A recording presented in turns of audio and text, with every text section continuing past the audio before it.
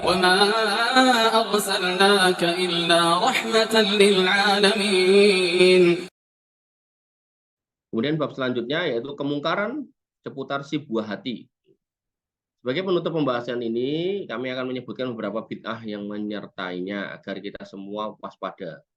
Bagaimana kata seorang penyair Arab, araftul syarra la lisyar. Aku mengetahui kejelekan bukan untuk kulakukan, syarri lakin litawakkihi, tapi untuk kewaspadaan. Jadi araftu syarra la lisya gitu. Jadi bukan untuk tak lakoni, tapi syarri lakin litawakkihi, tapi ngerti yang jelek itu untuk dijauhi. Waman la ta'rifi syar, dan siapa yang nggak ngerti kejelekan, minal khair yaqa'u fihi, maka dia akan jatuh ke dalamnya. Yaitu yang pertama, kemungkaran yang terjadi sebelum kelahiran. Ya, belum lahir sudah melakukan pembatasan keturunan tanpa kebutuhan. Ini nggak boleh. Ini pernah kita bahas ya. Jadi KB itu boleh kalau ada keperluan, misal orang tuanya sakit atau mungkin perlu dijaraki agar kemudian optimal dalam penyusuan, itu boleh. Tapi kalau karena takut miskin, takut nggak bisa ngasih makan, ini nggak boleh. Karena setiap yang lahir itu membawa rezeki. Kemudian yang kedua, keyakinan bahwa keinginan yang biasanya dialami wanita hamil, dikenal dengan istilah ngidam-nyidam, tidak dipenuhi akan membahayakan pada bayi. Ini juga salah ya. Jadi memang ngidam itu kondisi di mana ibu itu pengennya makan sesuatu. Ya silakan dipenuhi, tapi jangan sampai ada keyakinan yang nggak dipenuhi nanti anaknya ngileran lah, nanti anaknya pekok lah, gitu. Nanti anaknya idiot lah, ini nggak boleh. Meyakini seperti itu, nggak ada kaitannya itu. Kemudian yang ketiga, acara mitoni 7 bulanan dengan pembacaan Al-Quran dan memecahkan buah kelapa untuk menentukan atau meramal jenis kelamin bayi yang akan lahir. Ini saya acara ritual resminya saya nggak tahu, tapi yang jelas dalam Islam mitoni itu nggak ada. Yang ada itu apa ya lah, hamil, kemudian nanti pas lahiran akikohan, udah selesai, itu aja. Kemudian yang keempat, si suami wanita yang sedang hamil dilarang membunuh hewan dengan keyakinan akan membahayakan bayi yang akan lahir. Ini khurafat ya. Jadi kalau kemudian nanti mateni jangkrik atau mateni apa, nanti anaknya celaka. Dan lagi tambahannya yang kelima, itu ada keyakinan kalau orang hamil itu bajunya suruh gantungin gunting atau potong kuku gitu, untuk mencegah buto hijau ngemplok bayine gitu katanya. Ini juga nggak benar ya, nggak ada kayak gitu. Lagian kalau emang ada buto tenan, mosok cuman kalahnya pakai gunting atau potong kuku. Di logika aja udah nggak masuk akal ya.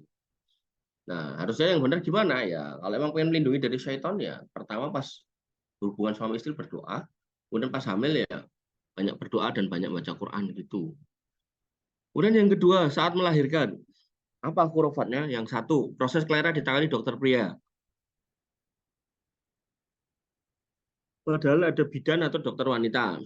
Artinya gini loh, dulu mungkin ya dokter pria itu banyak, dokter wanita itu jarang banget, nyarinya susah. Nah sekarang kan udah banyak dokter kandungan wanita itu banyak. Maka ya sebagai seorang suami ya, siapkan dananya itu untuk kemudian seorang istri ini bisa yang melakukan persalinannya dengan seorang wanita. Ya.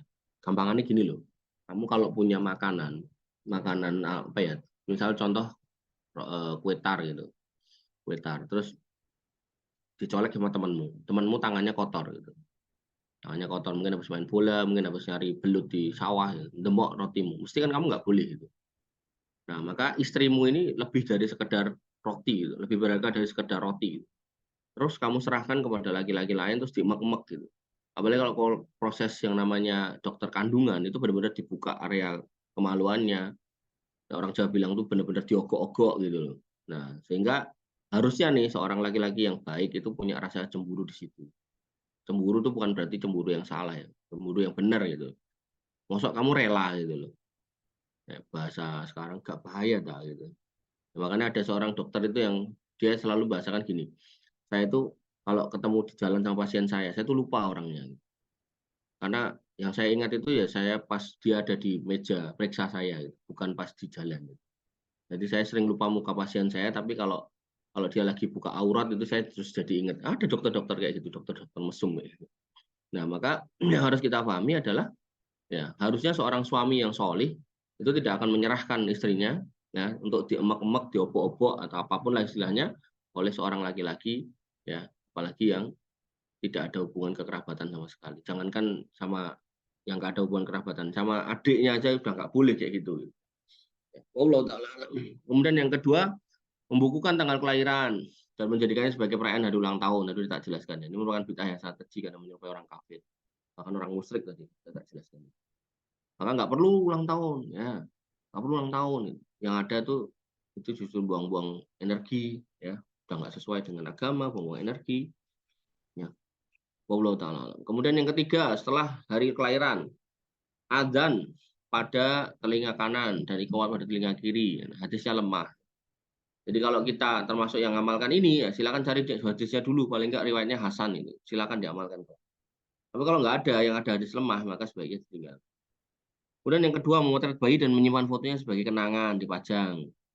Ya, memajang potret ini baik di medsos maupun di rumah. Gitu. Kenapa? Karena kalau sampai kita lakukan, terus dilihat orang, orangnya memandang dengan pandangan kebencian, maka nanti akan kena ain tuh anak itu. Anaknya sakit, nggak sembuh-sembuh. Nah, maka hal-hal kayak gini nanti akan kita sesali. Gitu.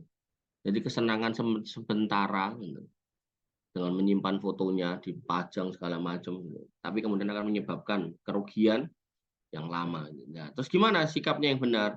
Ya kalau memang mau foto, foto aja tak pakai HP, simpan di HP udah selesai. Nggak usah dipajang di medsos, nggak usah dipampang di tembok gitu. Toh dia nanti juga gede.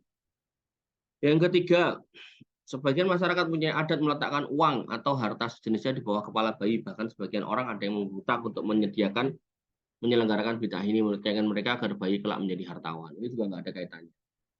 Ya kalau pengen harta ini nanti jadi hartawan, ya ajari ilmu dagang. Ya, jangan kemudian cuma melakukan profit seperti itu. Allah taala alam. Kemudian yang keempat, dari ketujuh, ya meninggalkan akikoh. Ya, mereka milih meninggalkan akikoh tapi menyibukkan dengan menyembelih untuk wali dan kuburan. Ya, danyang-danyang gitu kan, sajen-sajen ini nggak boleh. Yang benar ya akikoh selesai. Kemudian yang kedua, membuat jimat, penangkal penyakit dan digantung di leher dan kaki bayi dengan tujuan agar bayi dapat berlangsung hidup. Ya, jimat-jimat itu copot. Kemarin ada video viral itu di Masjid Haram, di Ka'bah, depan Ka'bah, orang India kalau nggak salah baru muter gitu, dicegat sama askar itu, sama apa namanya laskar sana yang bagian tugas menegakkan amar ma'ruf nahi mungkar. Gitu. Jadi itu dicopotin, dipatahin. Jadi dia mengatakan nggak boleh bawa kayak gini ke sini, nggak boleh. Ya sambil didakwai, ini syirik, ini syirik. Jadi Saudi Arabia itu sampai seperti itu, jaga agar orang tidak berbuat kesyirikan. Ya, bahkan kuburan-kuburan yang disinyalir ada apa namanya makam dari orang-orang yang mungkin bakal dikeramatkan itu dijaga sama tentara. Itu orang yang aneh-aneh itu diusir. Wallahu taala alam. Kemudian yang ketiga, sebagian wanita ada yang pergi ke dukun minta jimat menangkal penyakit dan marah bahaya. Maka demikianlah beberapa petunjuk tentang sibu hati apabila kita melaksanakan dengan ikhlas kepada Allah Subhanahu wa taala, niatnya hanya mengharap dari Allah Subhanahu wa taala. Insyaallah anak-anak kita akan bermanfaat ya bagi kita sebagai orang tua, baik di hidup kita waktu mereka masih hidup ataupun nanti kalau mereka sudah meninggal, insya Allah bermanfaat apalagi kita yang meninggal. Karena Abu Hurairah radhiyallahu an meriwayatkan bahwa Nabi SAW bersabda, "Idza matal insan apabila manusia itu mati, in qata anhu amaluh, maka akan terputus amalnya illa min salah satin kecuali tiga hal, illa min shadaqatin jariyatin yaitu sedekah jariyah au ilmin yuntafa'u bih atau ilmu yang dimanfaatkan yang bermanfaat, awalatin sholihin yad'ulah atau anak solih yang berdoa kepada akhir kalam, semoga tulisan sederhana ini menjadi amal yang ikhlas, hanya mengharap wajah Allah Subhanahu wa taala bermanfaat bagi penulis dan saudara-saudara kami dan dapat dijadikan timbangan kemajuan bagi penulis di akhirat kelak. Baik, ini yang bisa kita sampaikan atau kita diskusikan. Kurang lebih saya mohon maaf. Saya cukupkan saya rasa sampai di sini. Alafu minkum subhanakallahumma bihamdika asyhadu an la ilaha illa anta astaghfiruka wa atubu ilaik. Assalamualaikum warahmatullahi wabarakatuh.